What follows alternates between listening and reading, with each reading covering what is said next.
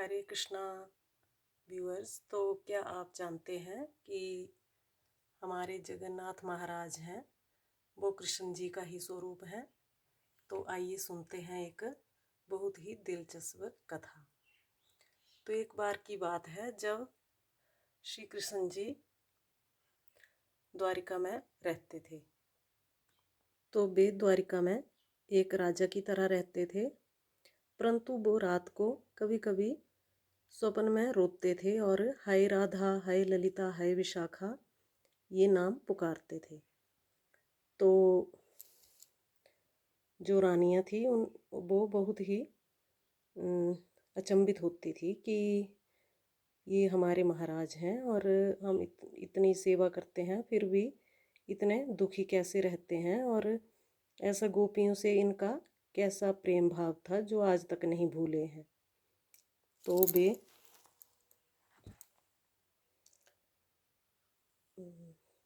माता रोहिणी से ये कहती हैं कि माता जी हमें बताइए कि कृष्ण जी का ऐसा कौन सा प्रेम भाव था गोपियों के साथ जो आज तक नहीं भूले हैं और ये स्वप्न में उन्हें पुकारते हैं। तो रोहिणी माता ने कहा कि इनका जो प्रेम भाव था वो बहुत ही विशिष्ट था और गोपियाँ सब कुछ छोड़कर कृष्ण की सेवा पूजा और उनका भाव बहुत ही शुद्ध था, करती थी सेवा और पूजा।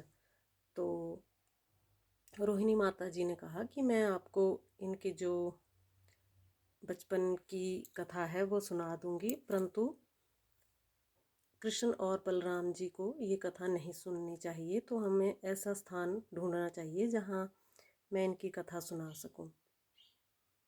तो ऐसा तो कोई स्थान नहीं था मथुरा में जहाँ कृष्ण जी नहीं जा सकते। तो रानियों ने सुभद्रा जो माता जी थी कृष्ण जी की बहन, उनकी ये ड्यूटी लगाई कि आप द्वारपाल की तरह पहरा दोगी और हम कथा सुनेंगे रोहिणी माता से। तो जो सुभद्रा जी थी वो भी सुनना चाहती थी ये कथा कि उन्हें भी ये सुनने की बहुत ही इच्छा थी। तो वे दरवाजे पे तो खड़ी थी पर उनका जो ध्यान था वो अंदर की ही तरफ था कि माता जी, माता रोहिणी जी क्या सुना रहे हैं। तो उन्होंने अपना ध्यान उधर ही रखा और पीछे वो भूल गई कि मैं द्वार पर खड़ी हूँ कृष्ण और बलराम जी को देखने के लिए। तो उन्होंने वो कथा सुनी और कथा सुन के जो उनके भाव थे वो उनकी आंखें बहुत बड़ी बड़ी हो गई और जो हाथ पैर थे उनके जो वो संकुचित हो गए। तो क्योंकि ये प्रेम भाव की बहुत ही सुंदर कथा थी तो वे प्रेम भाव विभोर होकर सुन रही थी।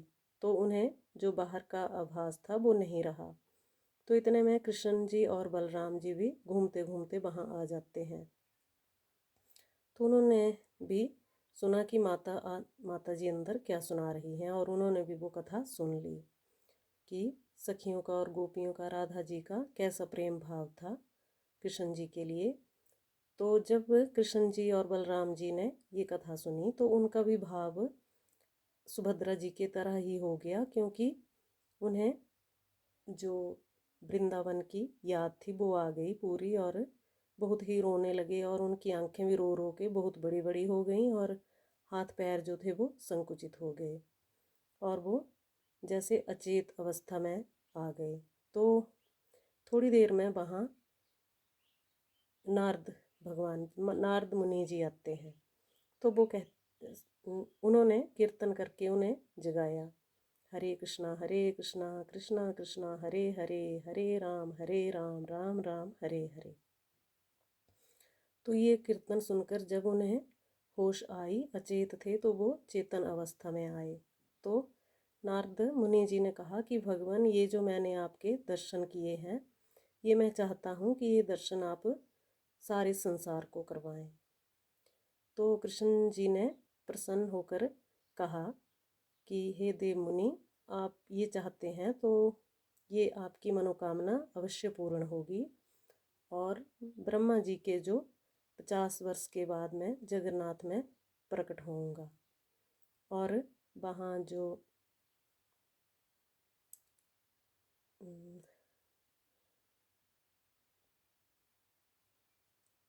राजा मुझे वहाँ मंदिर बनाकर मेरी स्थापना करेंगे। और एक जो लकड़ी, विशेष प्रकार की लकड़ी आएगी समुद्र में बहती हुई, उस पर बहुत सारे चिन्ह होंगे, धार्मिक चिन्ह, जैसे सुदर्शन, शंख, गदा, पद्म का निशान। तो उस जो लकड़ी होगी उससे ये मूर्तियाँ बनेंगी।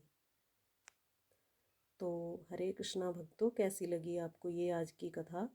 अगर अच्छी लगी हो तो प्लीज़ लाइक और कमेंट करें। हरे कृष्णा कृष्णा कृष्णा हरे हरे, हरे राम राम राम हरे हरे। हरे कृष्णा भक्तों। तो जो महाराज बताए वो, उनका नाम इंद्रद्युमन था। और उन्होंने ही ये जो जगन्नाथ मंदिर की थी वो स्थापना की थी, और मूर्तियों की भी स्थापना की थी वहाँ, जो दारुक रूप में मूर्तियाँ हैं।